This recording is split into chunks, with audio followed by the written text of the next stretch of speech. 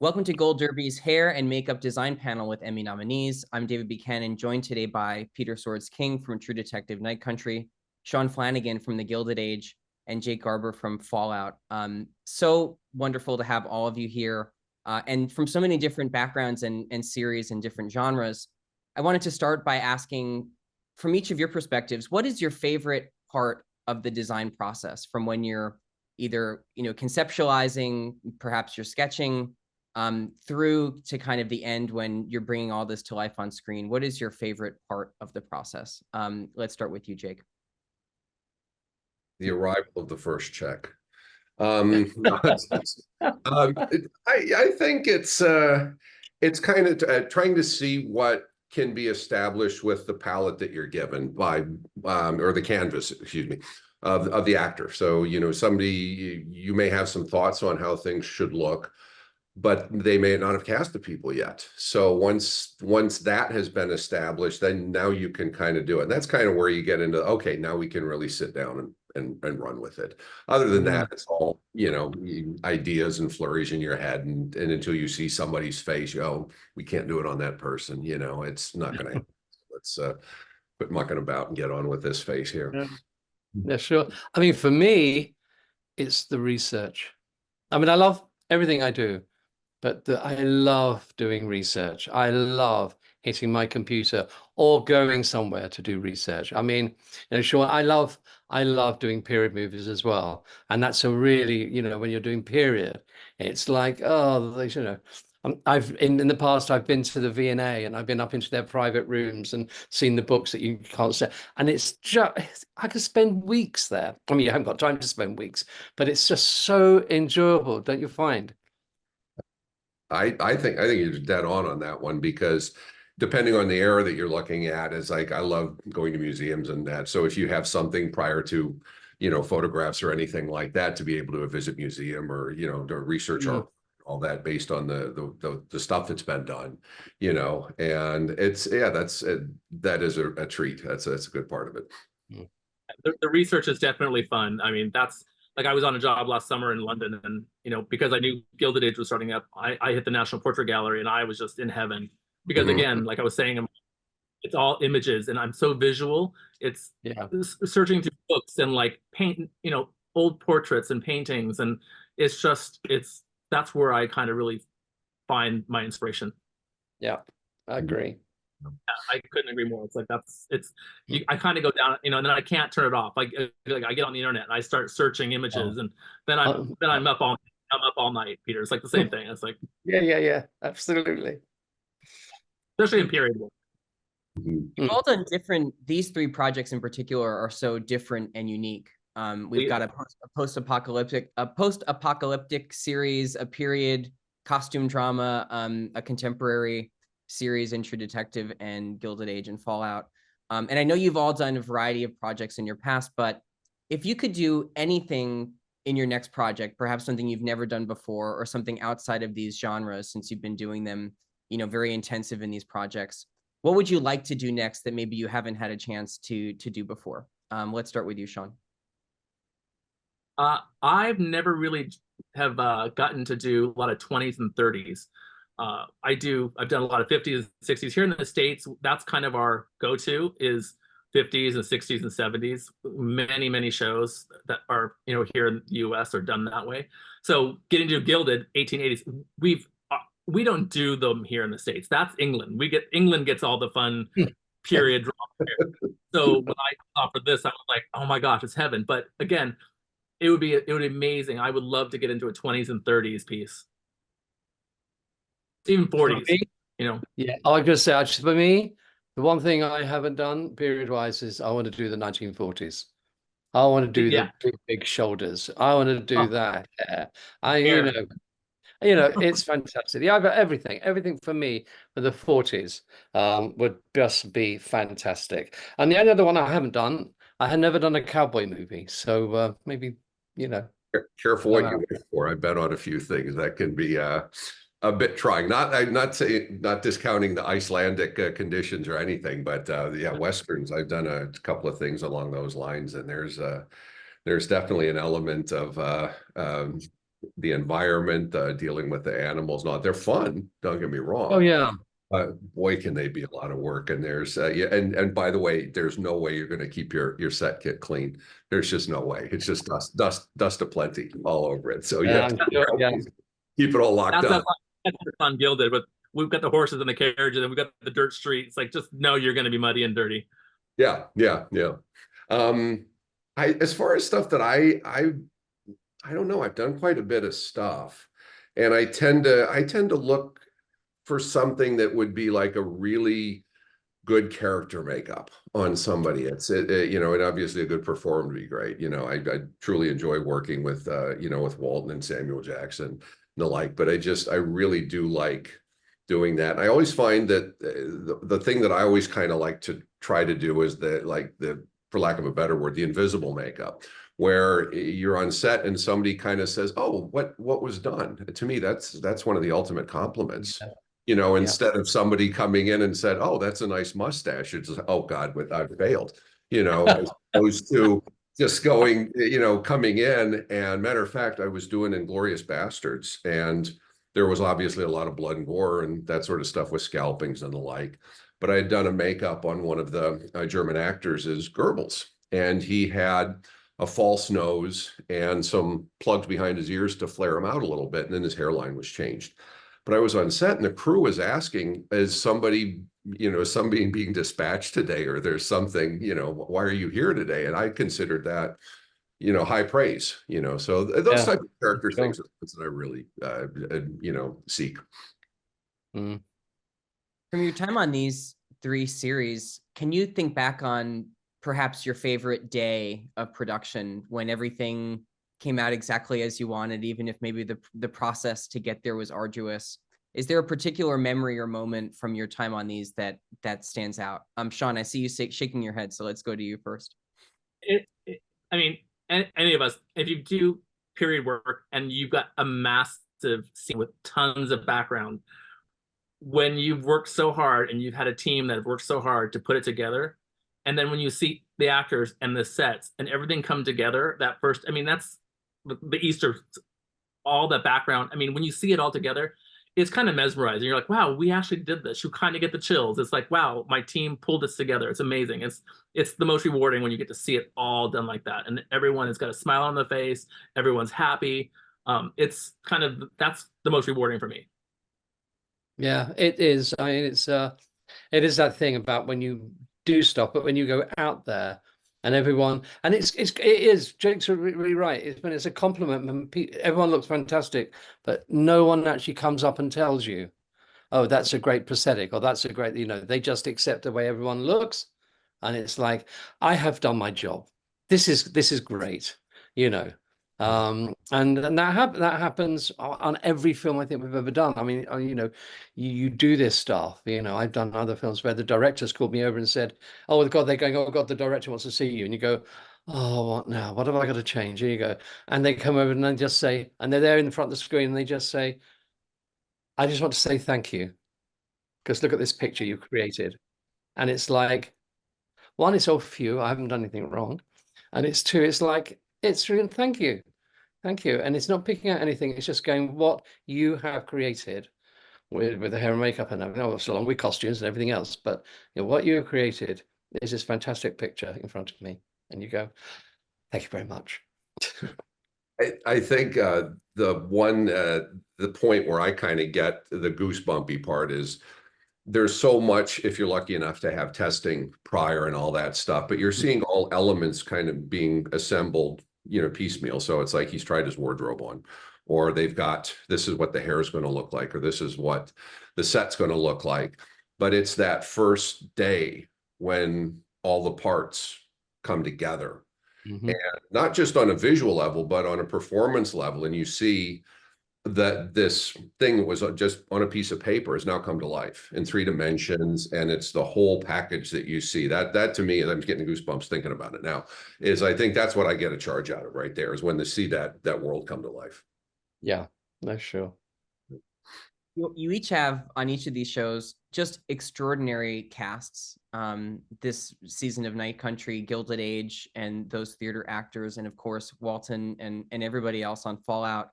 I just wanted to ask you about working with, when you have such wonderful performers to work with, what are those collaborations like? And how nice is it, especially on a returning series like I know Gilded is now in production on season 3, Fallout will be coming back. When you get to return to those same performers year after year and continue to design for them, what is that experience like for you as designers to get to develop that over time and perhaps over years and years? Peter, let's start with you. Hey, well, as I said, I'm new to doing these series because I mean that normally doesn't happen. I mean, I'm doing an individual film, and then I move on. But there again, then you get the thing is, I've worked with certain directors. One being Rob Marshall. I've done about 5 or 6 films with him now, and that's great when you get back to with some same person, and you develop this shorthand, which is really great, which means you can work faster and easier because you know that I'm not going to do that. He's not going to like it. He's not going to like it. I'm not doing it. I'm not even going to waste my time now. Whereas on the first project, you might well have done, but now you know.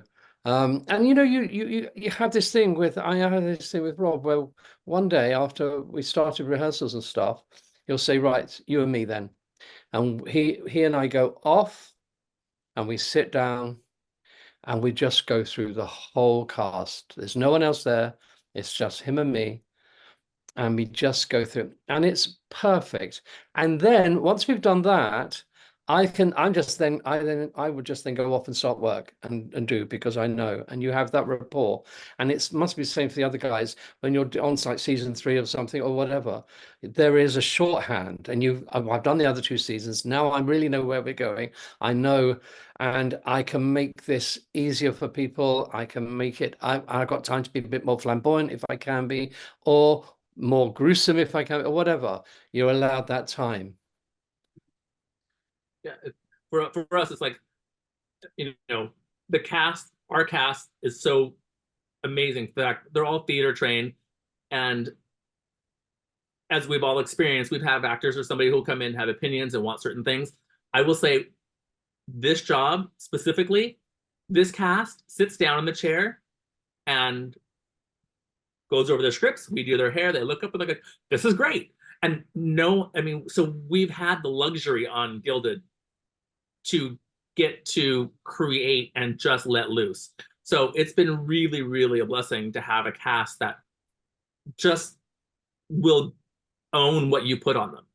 And I think we've all had that experience with actors that, you know, when you have that experience, you're like, it makes your work so much better, because I think you have much more passion in it. You want to make them happier because you know that they'll love it, but you want to say, how far can I go with it? What can I top? How can I get it better? And that's the joy in what we're doing. Like season 3, we had our pre-production meeting, and the one compliment I can say with Michael Engler, our director, is like, we sat down, we were going through the cast like we always do, like, you know, you were talking about, and we got to a certain point in the meeting, and Michael finally said to everybody, like, whatever Nikki and Sean are going to come up with, we'll be fine with. And that was the hugest compliment to me, because that was the trust in your main director and your producer. So that to me is like, okay, I've made my mark here. Now I have to step it up. How do I make sure I maintain that level and build it higher? So, and then they keep adding more characters. Season 3 is chock full of more characters. So it keeps pushing me further in my design. And how do I create? How do I represent? And the storylines are all changing, and there's different groups of cast coming in, and you want to represent properly and not let anyone down. So as a department head or designers, I mean, I'm sure we all have the same feeling.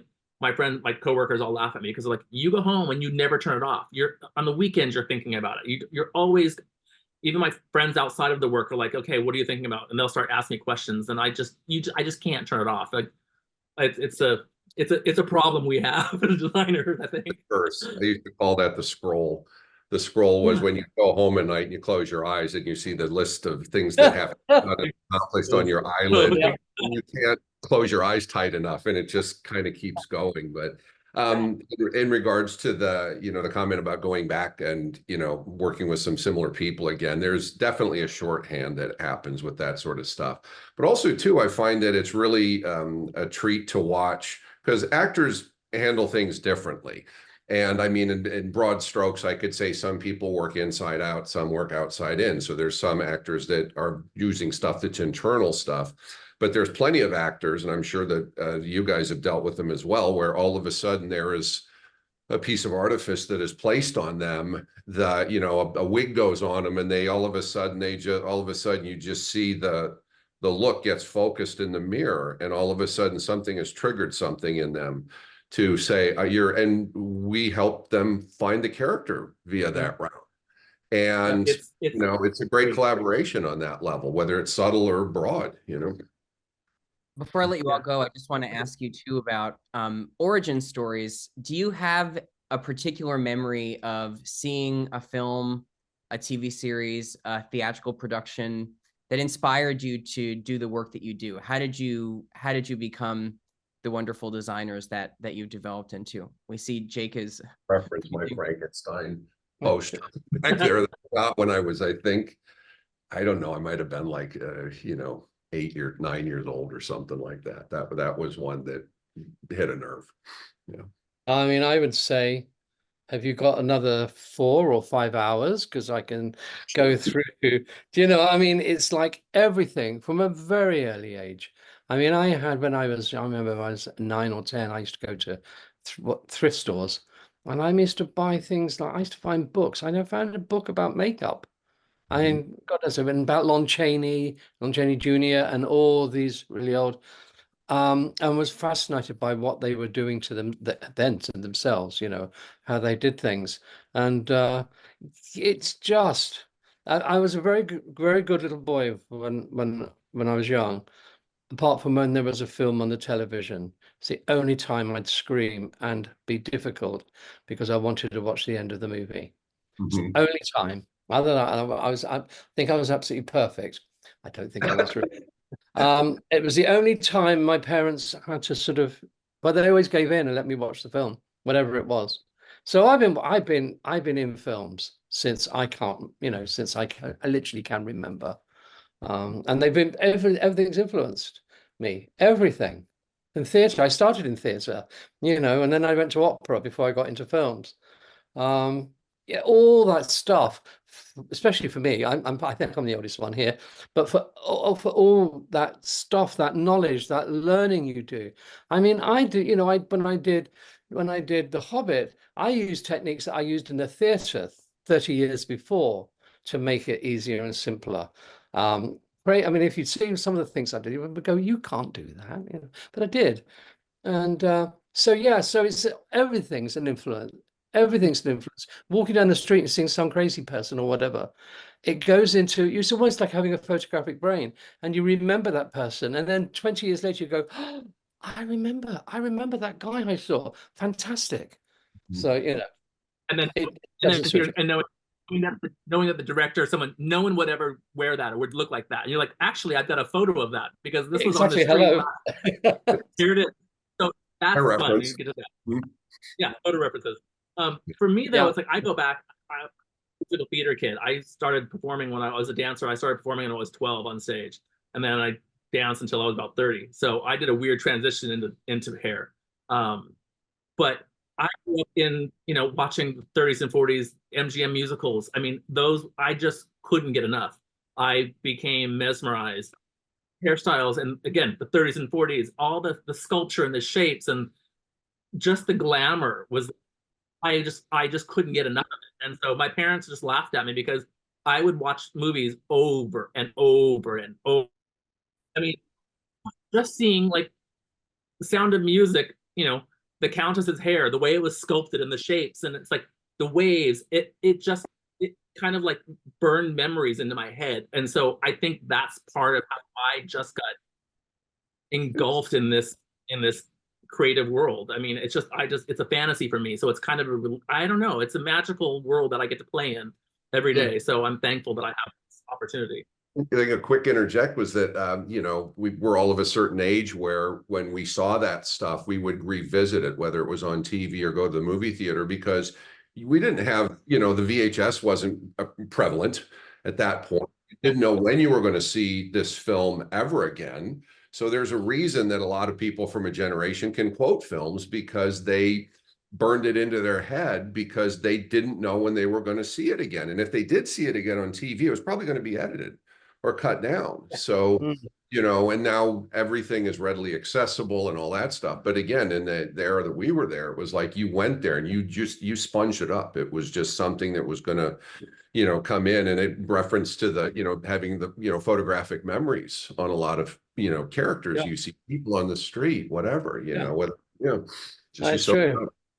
Yeah. I mean, because when I started watching, of course, television was still black and white. They hadn't even got color then. So so it was great to watch the old movies because they were in black and white anyway. But yeah, but oh yeah, all day, all day. I mean, I'm still like it now. I could probably still watch up to about 8 films a week easily, no problem.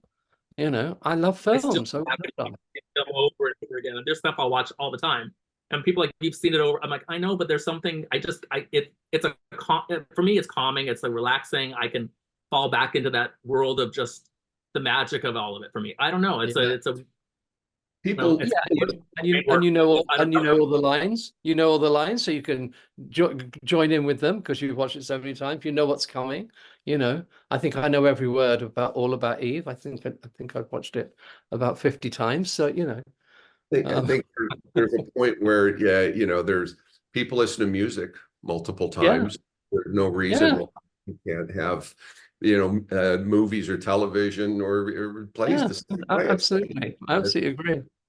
And even on a play, it's a different show every night. So that's another thing that's you know, you don't get the repetition of it. So absolutely true. Peter, Jake, and Sean, congratulations on the Emmy nominations. Congratulations on these wonderful series. Thank you for talking to Gold Derby today. Thank you very much. You guys. See you guys all there, hopefully. I'll be there. Yeah. See you there. Okay. Best of luck, everybody. Hey guys, nice to meet you.